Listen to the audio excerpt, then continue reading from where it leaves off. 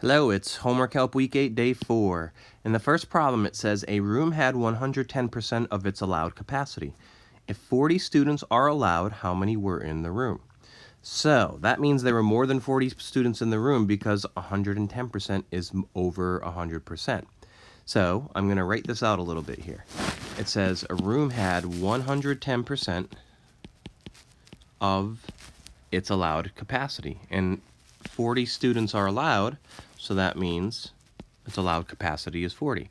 Now, you've got to remember that of means times. So you either have to type in 110% times 40. Don't forget the percent button if you do that. Or if you don't have a percent button on your calculator, we're going to change it to a decimal by deeping it and make it 1.10 times 40. Either way, we'll get your answer.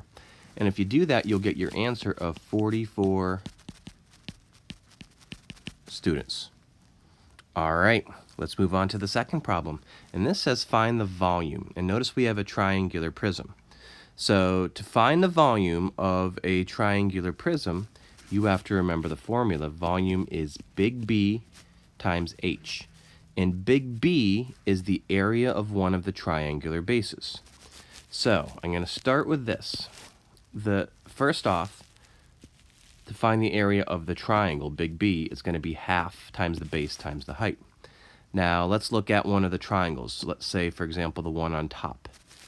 Notice right here is 5, so that's the height, and the base has to be perpendicular.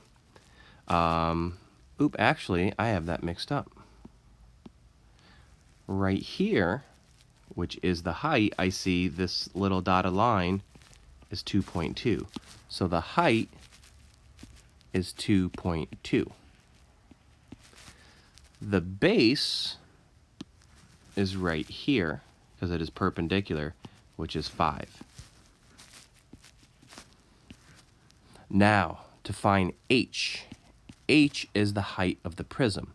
And that's basically the distance between the two triangle bases.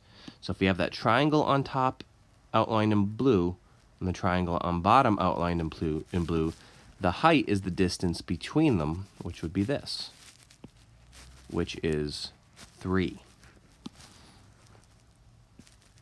So you can type all of this in your calculator at once if you want to.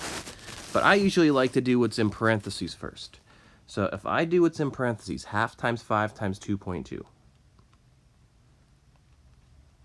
Okay, that comes out to 5.5. Let me put my pen on. And then you have to multiply it by the 3 right here.